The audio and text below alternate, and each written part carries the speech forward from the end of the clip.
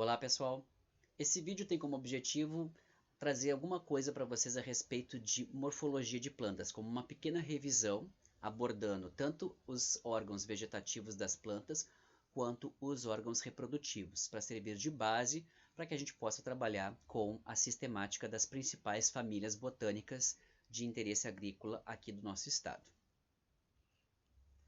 Como eu comentei com vocês, as plantas dividem-se basicamente em dois tipos de estruturas. As estruturas que realizam as funções chamadas de vegetativas da planta, que são as funções de sobrevivência e manutenção do metabolismo da planta, que são raiz, com a função, a princípio, de absorção de água e nutrientes, o caule, que faz a comunicação entre a parte aérea e o sistema radicular da planta, e também tem outras funções, ao longo do crescimento e desenvolvimento do vegetal, e a parte aérea foliar da planta, que são as folhas que vão ser responsáveis pelas trocas gasosas e pelo processo de captação de luz para a fotossíntese. Tá?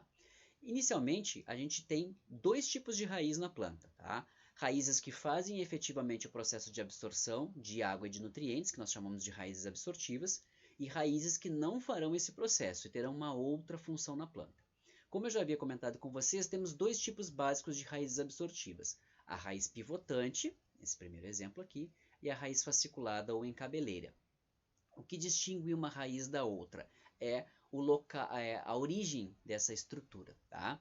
A raiz pivotante ela tem origem lá na radícula, como o nome sugere, ele é o diminutivo de raiz, tá? Que surge no momento do processo de germinação da semente. Quando a semente germina, ela tem dentro da sua estrutura armazenamento de amido, que vai fornecer açúcares que vão dar origem, fornecer energia para que a planta possa crescer e formar a plântula e depois se tornar fotossinteticamente competente.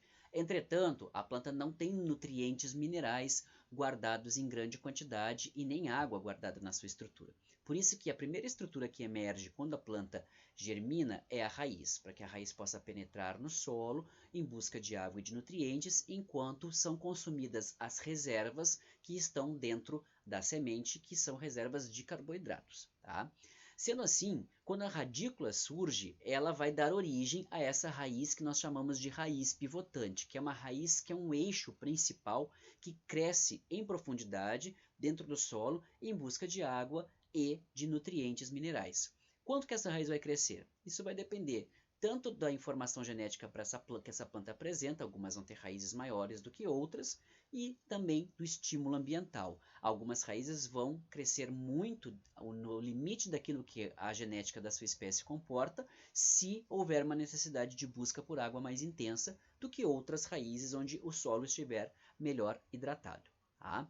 Então a raiz que vem lá do crescimento inicial da radícula quando germina a semente é a raiz pivotante, que é essa raiz principal, um eixo, a partir do qual saem as raízes secundárias, terciárias, que vão fazer a absorção de água efetivamente. Tá? Quando nós temos uma raiz do tipo fasciculado, o que acontece? O processo é diferente. Nesse caso aqui, a radícula, quando logo que ela germina de dentro da semente, ela morre, ela senesce e morre. Como ela vai morrer, e ela vai ser a raiz da planta, a planta precisa substituir essa raiz de alguma forma, porque ela não pode viver sem raiz. Tá? Então o que acontece com a planta? Na base do caule, lá dentro ainda da semente, ocorrem transformações na base desse caule que vão iniciar um processo de diferenciação de células para formarem células de raiz. E aí, a partir desse momento, essas células de raiz vão formar raiz em vários pontos da base desse caule. E aí nós temos a famosa raiz encabeleira. Por quê? O que vai acontecer? Como essa raiz sai de vários pontos da base do caule, saem várias raízes, e nenhuma delas é a principal, não é como no caso da pivotante, onde nós temos uma raiz principal e as secundárias. Aqui no caso saem várias raízes da base do caule. Como nenhuma delas é a principal, forma uma estrutura que parece uma cabeleira. Então, nós vamos chamar de raiz encabeleira ou raiz fasciculada.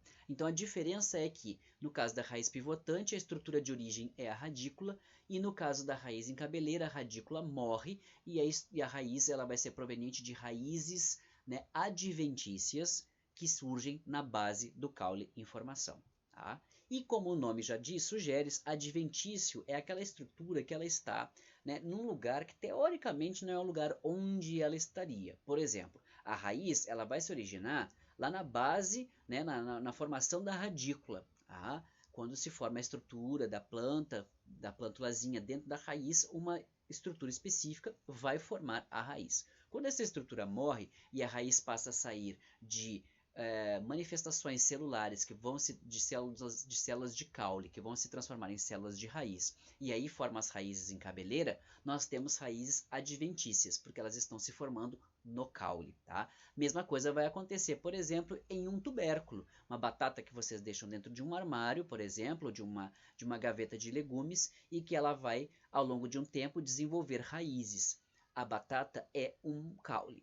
É um tubérculo, então não é natural ter raízes em um caule. Se a raiz ocorre no caule, ela vai ser uma raiz do tipo adventícia. Algumas raízes adventícias vão ter funções muito importantes na planta, como é o caso das raízes de sustentação. Né? Aqui nós temos um exemplo de raízes escora e aqui um outro exemplo que são as raízes tabulares. As duas têm a mesma função, sustentar plantas, e geralmente vão acontecer, obviamente, em plantas de grande porte, né? Árvores com a copa muito grande, árvores muito pesadas. Essas raízes vão se desenvolver para auxiliar no processo de sustentação dessas plantas de grande porte. Ambas aqui nesse caso têm a mesma função, só qual que é a diferença? Essa aqui, por ter essa estrutura que parece mais uma tábua achatada, recebe o nome de raiz tabular, enquanto essa aqui recebe o nome de raiz escora, embora a raiz tabular também seja um tipo de raiz escora. Outro tipo de raiz adventícia que vai acontecer no caule, aqui o caso da raiz grampiforme da era, que serve para grudar a era e fazer com que ela possa crescer e escalar uma determinada superfície. E outros tipos de raízes especiais que vão ocorrer nas plantas parasitas, que vão ter uma estrutura de raiz modificada, porque elas não vão absorver a água e os nutrientes do solo. Elas vão absorver a água e os nutrientes da planta sobre as quais elas crescem, parasitando essa planta. Então essa raiz ela vai ser modificada, ela não vai ter uma estrutura específica para crescer dentro do solo. Ela vai ter uma estrutura específica para invadir os tecidos da planta que ela parasita. Tá? Essas raízes acontecem nessas plantas que são parasitas e que não fazem a própria fotossíntese. Não é o caso, por exemplo, das orquídeas e das bromélias, que crescem em cima de outras plantas, mas apenas utilizam outras plantas como suporte. Elas fazem fotossíntese, elas são verdes, clorofiladas, e elas sugam água do ambiente na forma de umidade e de chuva. Tanto é que elas têm folhas específicas com formato para coletar a chuva que cai. Tá? Elas vão ter raízes especiais, que vão ser raízes que vão ter função para armazenar água e evitar a perda de água, mas elas não parasitam as plantas sobre as quais elas crescem. Essas plantas são chamadas de plantas epífitas, ou seja, plantas que crescem sobre outras plantas, não as parasitam. E outras raízes terão uma função ainda mais específica, que é o caso das raízes que vão guardar nutrientes, como é o caso da batata doce.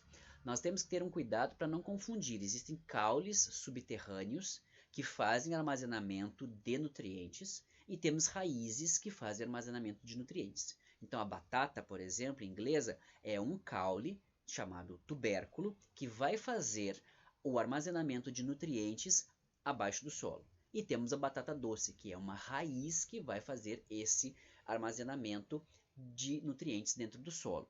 O que determina se é uma raiz ou se é um caule que vai fazer o armazenamento numa planta? O processo evolutivo daquela planta ali. Tá? Algumas plantas desenvolveram a capacidade de fazer o armazenamento de substâncias nutritivas no caule, outras desenvolveram na raiz. Isso vai depender da história de vida daquele grupo de plantas. Tá? A batata doce e a batata inglesa, embora tenham, né, esse nome comum muito parecido, elas não são parentes muito próximas, tá? Elas são de famílias botânicas diferentes. A batata doce é da família Convolvulaceae e a batata inglesa é da família Solanaceae. Geralmente essas plantas vão ocorrer, como eu já havia comentado, em ambientes onde ocorre uma grande variação de condições climáticas ao longo do ano. Ou é um ambiente onde existe uma estação que é bastante fria, e nessa estação bastante fria a planta acaba morrendo a parte aérea da planta e ela conserva toda a sua energia nas suas estruturas subterrâneas, e quando retornar à estação mais quente, aquela energia vai ser que está armazenada na forma de nutrientes lá nas estruturas subterrâneas, vai ser utilizada para promover o crescimento de uma parte aérea nova naquele ano. O mesmo também acontece com plantas que são de lugares onde existe uma variação em relação à distribuição de chuvas, onde uma época do ano chove, na outra época do ano é bastante seco. Geralmente nesses lugares as plantas desenvolvem estruturas subterrâneas para armazenar nutrientes. Durante a estação seca a parte aérea morre e quando voltar a chover a energia contida nos órgãos subterrâneos também servirá como aporte nutricional para o crescimento de uma nova parte aérea.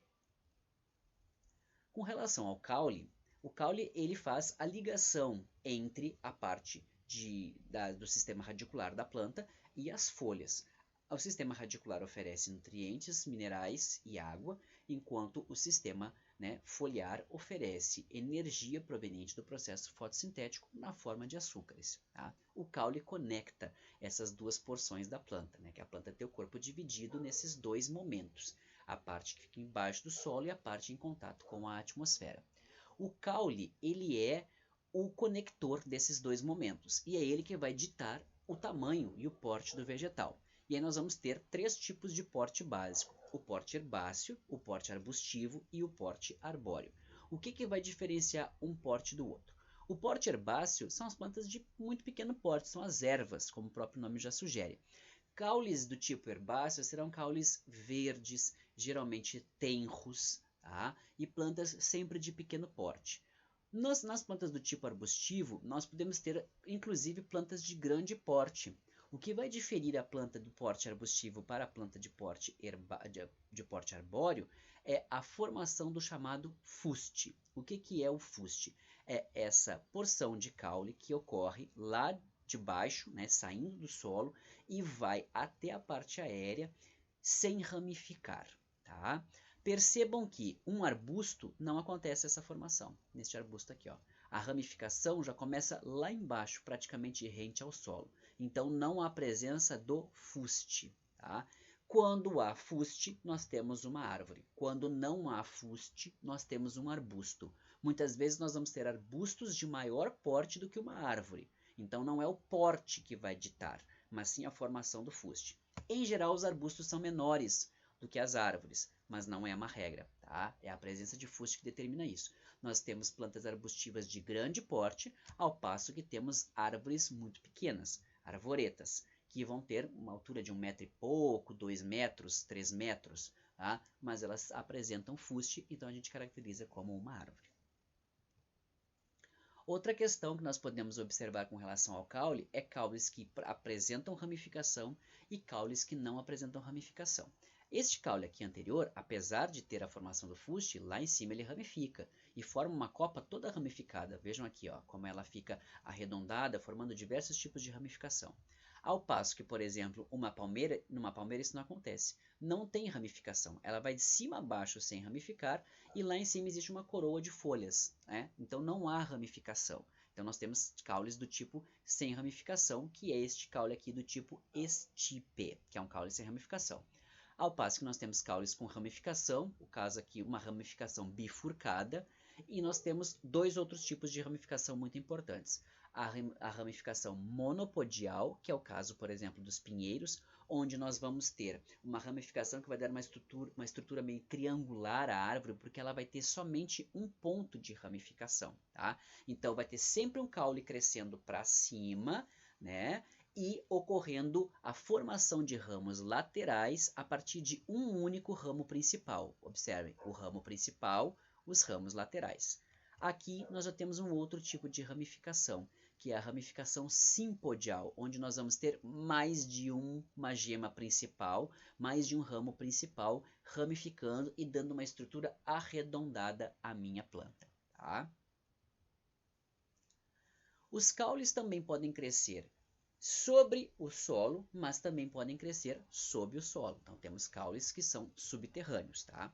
Aqueles caules que crescem sobre o solo são os caules aéreos. Eles podem ser erguidos, rasteiros ou trepadores. Um caule erguido é todo o caule que cresce acima do solo, ereto. Tá? O caso da haste vai ser um caule de estrutura tenra, um caule verde, herbáceo. O tronco é o caule típico das árvores, onde ocorrem ramificações e forma aquela copa bem ramificada. E a estipe é o caule típico onde não ocorre ramificação, que é o caso das palmeiras. Os caules rasteiros são aqueles caules que crescem rente ao chão, podem ser do tipo estolão ou do tipo prostrado. No caule do tipo estolão, a cada nó, ou seja, o intervalo aqui de onde vão sair, ó, entre um nó e outro, existe o entrenó. Nó é aquela parte, como pensem num bambu, aquela parte que é mais entumecida, aquele disco que é mais entumecido, de onde vão sair as ramificações, isso é o nó. Então, num caule do tipo estolão, a cada nó ocorre ramificação. Ele forma a raiz e ele também pode formar parte aérea. Então, a cada estolão, formam-se raízes que grudam essa planta no chão. É o caso do morango. Ao passo que o caule do tipo rasteiro, como acontece com a melancia, com a abóbora, tá? São caules onde vocês vão ter um caule crescendo rente ao chão, mas somente um ponto de ramificação, só se forma uma raiz lá na estrutura inicial da planta. O resto do caule cresce, se rastejando sobre o solo, mas ele não enraiza em mais nenhum ponto. Tá? E os caules trepadores são de dois tipos, volúveis ou sarmentosos. O caule do tipo volúvel não tem nenhuma estrutura específica para fazer esse processo de trepar em cima de um suporte. Ele apenas se enrola ao redor do suporte. Ao passo que o caule do tipo sarmentoso vai ter estruturas específicas para fazer esse processo de sustentação. Como é o caso dessas estruturas aqui que vocês enxergam, que são folhas modificadas chamadas gavinhas, como no caso da videira. Essas estruturas aqui são específicas para se enrolarem no suporte. O maracujá, o chuchu também apresentam essa mesma estrutura. Os caules subterrâneos podem ser de três tipos: rizomas, tubérculos e bulbos. Tá? Os caules do tipo rizoma, como acontece nos bambus, acontece na bananeira, vai acontecer no gengibre, tá? São caules que vão ter uma orientação perpendicular em relação ao solo, tá? E nos nós, aqui onde nós temos a presença dos nós, vão ocorrer ramificações que vão crescer para fora do solo. Então, na verdade, são como se fossem ramificações laterais que crescem para fora do solo. Os tubérculos estão ligados a outros tipos de caule que são os estolões. Um pé de batata, por exemplo, tem três tipos de caule diferentes. Um caule tipo haste, que cresce para fora do solo, estolões que crescem dentro da terra, e nas pontas desses estolões vão se desenvolver as partes de caule que são os tubérculos, que são aquelas partes que vão efetivamente armazenar nutriente. E, por fim, nós temos aqui o bulbo, que é o caso da cebola, por exemplo, onde o verdadeiro caule é essa estrutura aqui que a gente geralmente corta quando vai utilizar a cebola, que é o chamado prato.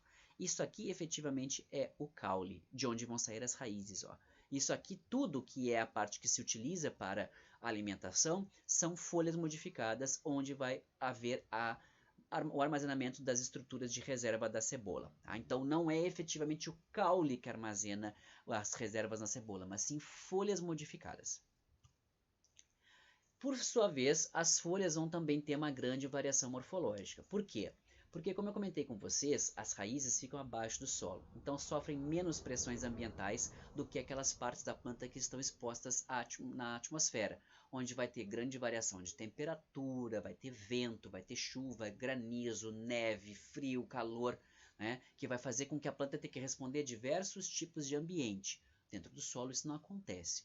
Entretanto, todas as folhas vão ter um padrão morfológico básico, e isso é necessário porque a planta precisa ter garantida a sua função fisiológica, que é a função de fotossíntese, trocas gasosas e absorção de luz. E o formato para que isso aconteça de forma mais eficiente é o formato de lâmina, que é o formato que a maior parte das folhas vai apresentar. Tá? A folha vai ter três partes básicas, que eu gostaria de deixar claro que nem toda folha vai ter essas três partes básicas, mas elas podem ter essas três partes básicas. A primeira parte, que é a responsável pelo processo de fotossíntese, onde se encontra aqui a clorofila e ocorrem as trocas gasosas, é chamada de limbo. O pecíolo, que é o cabinho que vai, né, ligar a planta ao ramo, a folha ao ramo, e a bainha, que alguns grupos de plantas vão ter, que é, na verdade, uma expansão do pecíolo, na base do pecíolo, que vai envolver o caule no qual a planta se encontra. Isso é comum de acontecer nas monocotiledôneas, tá? Se vocês observarem uma planta de arroz ou uma planta de tiririca, por exemplo, que é uma planta daninha, vocês vão observar essa bainha envolvendo o caule. O pecíolo, tá? Ele ainda pode ter algumas variações que são mais detalhes aqui, onde a gente vai encontrar o caso da laranjeira, o pecíolo que encontra dilatações laterais, que vai formar o chamado pecíolo alado, tá? Nós podemos ter em algumas folhas uma estrutura que se encontra na base do pecíolo da folha, que são as chamadas estípulas. Essas estruturas vão ser importantes para proteger as gemas que vão formar as folhas ou as estruturas reprodutivas, os ramos reprodutivos posteriormente. Aqui no caso da ervilha, nós temos estípulas de grande porte aqui, ó, que vão acontecer. Geralmente protegem as gemas antes do desenvolvimento da estrutura reprodutiva ou de uma folha nova, e quando se forma essa estrutura, essa estípula geralmente se torna obsoleta e ela acaba caindo. Tá? As plantas podem então, como eu comentei, as folhas podem ter as 3 estruturas que fazem parte da sua, né, formação básica, e aí são chamadas de folhas completas, ou podem ser incompletas. Dependendo da estrutura que faltar, elas vão ser incompletas com pecíolo, pecioladas, incompletas invaginantes ou incompletas sésseis. Tá? Outra coisa importante para definir a morfologia e a taxonomia é a distribuição das folhas no ramo, né, que pode se dar de diversas formas diferentes. E isso vai ser meio que ditado pelo ambiente onde esse vegetal se desenvolveu. Tá? Isso a gente chama de filotaxia, a forma como as folhas se distribuem no ramo. Tá? A filotaxia, então, pode ser alternadística, que é aquela onde nós vamos encontrar uma folha para um lado, uma folha para o outro, uma folha para o lado, uma folha para o outro. A alterno-espiralada, onde as folhas se distribuem em cada ramo, em cada nó do galho, nós vamos ter uma única folha, tá? Assim como acontece na alternadística. Só que ao invés de ser uma para a direita, uma para a esquerda, vai ser uma para a direita, uma para frente, uma para a esquerda, uma para trás, se distribuindo na forma de um espiral ao redor do ramo. No caso da filotaxia alterna rosetada ou chamada rosulada, como é o caso do gravatá, do caraguatá, nós vamos ter a distribuição de folhas onde a planta, a gente diz que a planta ela é acaule, porque as folhas vão estar distribuídas na forma de espiralada, só que muito próximas umas às outras, formando uma roseta. Então o caule, basicamente, a gente não enxerga ele, porque ele fica muito comprimido, muito pequeno. É basicamente um amontoado de folhas umas em cima das outras, tá? Essa é a chamada filotaxia rosetada. Depois nós temos um outro tipo de filotaxia, que é aquela que é chamada de oposta. Nesse caso aqui, em cada nó do galho, nós vamos ter 2 folhas ou mais folhas saindo de cada nó. Tá? Nesse caso aqui da oposta dística, vai sair uma folha para a esquerda e uma para a direita no mesmo nó. No caso da oposta cruzada, vai acontecer em um nó sai uma folha para a esquerda e uma para a direita. No nó de cima sai uma folha para frente e outra para trás. Depois esquerda, direita, frente, trás. E assim elas vão se cruzando. Então, oposta, cruzada. E por fim, a filotaxia verticilada, onde eu vou ter mais de 2 folhas saindo do mesmo nó. Então, posso ter 3, 4, 5 folhas, como é o caso aqui, saindo do mesmo nó. Então, formando ao redor da planta, como se fosse um verticilo. E aqui um outro tipo de filotaxia, que é a filotaxia fasciculada, que é típica dos pinheiros, né? Onde vocês vão ter como se formasse aqui, ó, uma estrutura que parece um copinho, de onde saem várias folhas de dentro ao mesmo tempo. Só que essas folhas vão ser as folhas típicas dos pinheiros, que são chamadas de acículas, que são parecem os espinhos que formam as folhas do pinheiro. A divisão do limbo também é uma parte importante da taxonomia, mas aqui é mais detalhe. Tá? Nós não vamos ver essa parte aqui agora nesse momento, porque isso aqui não é tão necessário. Eu vou deixar esse material aqui à disposição para que vocês possam ter essa informação a respeito do que é uma folha lobada, pinnada e tal. O que a gente precisa saber disso aqui é que algumas folhas são simples, como é o caso dessas folhas que eu mostrei aqui anteriormente, tá? E outras folhas vão ser compostas, como é o caso das folhas da aroeira, tá? Onde nós vamos ter uma folha aqui, isso aqui tudo, ó, é uma folha só. E ela é formada por estruturas menores que formam essa folha, que são chamados folíolos, tá? Então isso aqui tudo é uma única folha. E aqui nós vamos ter os folíolos que vão formar esta folha, tá? E em outros casos nós vamos ter, como é o caso, por exemplo, do jacarandá, nós vamos ter folhas que são chamadas de bicompostas, onde nós vamos ter a folha sendo formada por toda essa estrutura aqui. Cada uma dessas estruturas aqui é um folíolo, e os folíolos ainda se dividem em estruturas menores, que são chamados de foliólulos. Tá? Então esta é uma folha bicomposta ou recomposta. Essa informação é importante porque muitas famílias vão ter como característica apresentarem folhas simples ou compostas, tá? As folhas também podem ser classificadas de acordo com a textura, elas podem ser chamadas de folhas membranáceas, se ela tem uma textura fininha, né, como uma membrana, fácil de rasgar. As folhas cartáceas são aquelas folhas que geralmente a gente vai quebrar, que lembram um papelão, um cartão, então elas são fáceis de quebrar. As folhas coriáceas, elas vão ser folhas que vocês vão ter que rasgar ela e vão rasgá-la com dificuldade. Elas vão ter grande resistência para serem rasgadas. Não serão quebradas como as cartáceas, mas sim rasgadas. E as folhas suculentas são aquelas que armazenam água no seu interior, né? Que é o caso, por exemplo, da babosa, por exemplo, que são folhas que são bolsas de guardar água, digamos assim. Então, que a gente vê que é uma folha de porte entumecida, ela não é uma folha laminar, ela é uma folha gordinha. Essas são as folhas chamadas de suculentas, tá? A questão da textura da folha, nem adianta mostrar muita imagem, porque a textura da folha vocês só vão conseguir pegando na folha. Aí você consegue identificar as diferentes texturas, se é uma folha cartácea ou coriácea, vocês só vão conseguir identificar se vocês tentarem romper essa folha, tá? Aí depois nós temos adaptações de folhas. Tá? Algumas folhas vão ser modificadas, como é o caso aqui, que nós encontramos as chamadas brácteas, tá? Que são folhas modificadas que vão ter função tanto de atração quanto de proteção das estruturas florais. Aqui no caso, a gente vê o bico de papagaio ou poinsettia. Nesse caso aqui, as flores são essas estruturas aqui no meio. Ó. Ela é uma planta da família Euforbiácea. A família Euforbiácea, que é a família, por exemplo, da mamona, ela não tem flores muito atrativas. As flores são de pequeno porte, são diminutas. Então, essa planta aqui, para atrair os seus polinizadores, ao invés de desenvolver as flores muito vistosas, que não é característica da família, ela desenvolveu uma adaptação, que foi transformar as últimas folhas que ficam aqui próximas das flores em uma estrutura modificada, que armazena um outro tipo de pigmento que não a clorofila e torna essas folhas extremamente chamativas, vermelhas, intenso, que torna elas muito chamativas e atrai os polinizadores. Não são flores, na verdade, são folhas modificadas chamadas brácteas. Algumas outras plantas também vão fazer a mesma função, só que de outra forma, diferente. Aqui no caso do copo de leite, essa estrutura aqui no meio, que parece uma pequena vela, ou um pequeno dedo, né, é a inflorescência. Aqui tem uma série, dezenas de pequenas flores que não tem cheiro e não tem nenhum tipo de fator de atração para um organismo polinizador. Essa folha, para desenvolver algum tipo de atração, acabou desenvolvendo uma estrutura chamada bráctea, né, novamente, que é uma folha modificada, que enorme, branca, bastante perfumada aqui ao redor, que acaba atraindo os agentes polinizadores. A mesma coisa acontece, por exemplo, com o antúrio, que inclusive é da mesma família, tá?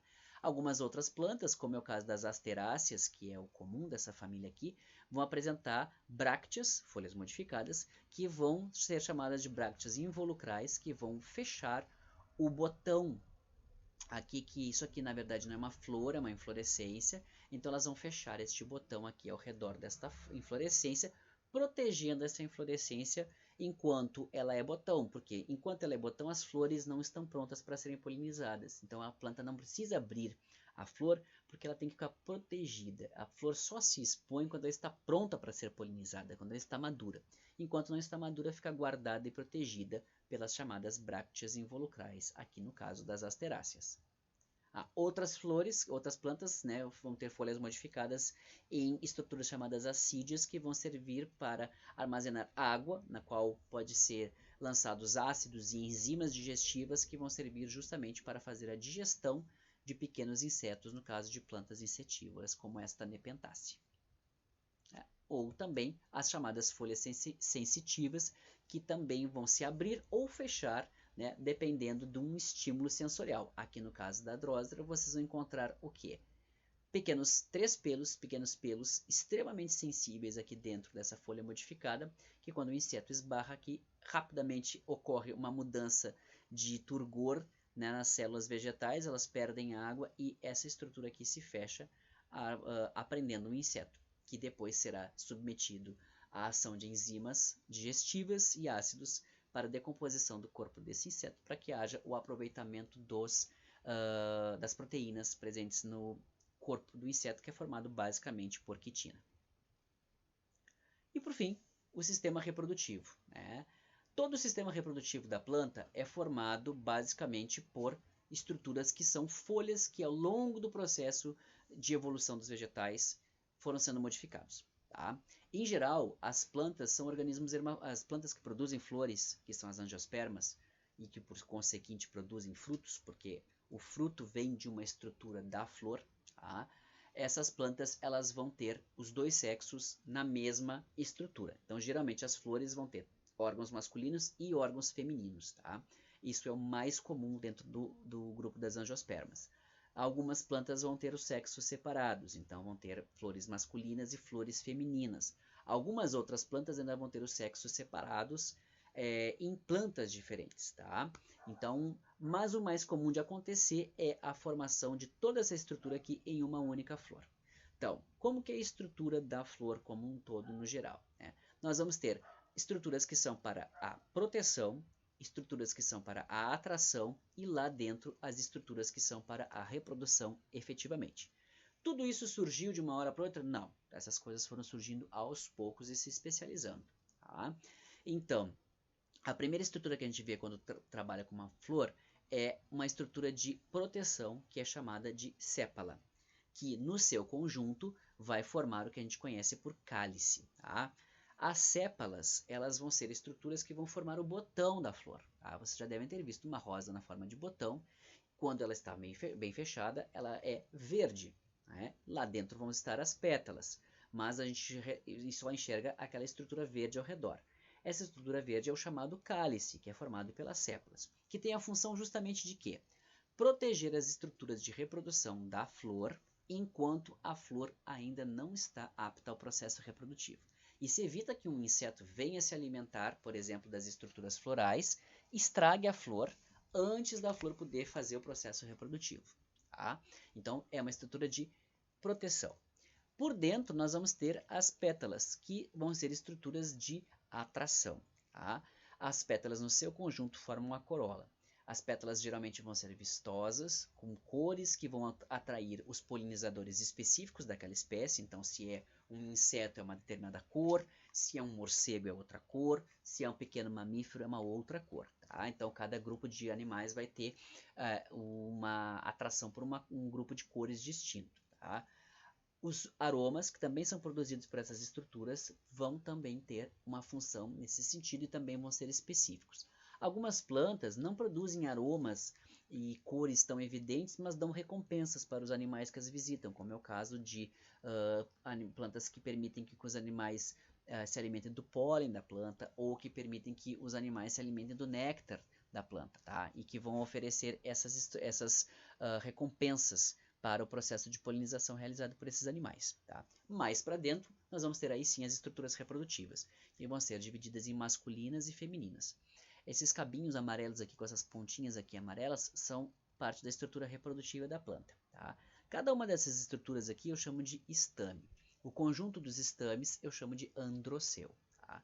Os estames eles vão ser responsáveis pela produção dos grãos de pólen, que são a estrutura reprodutiva masculina.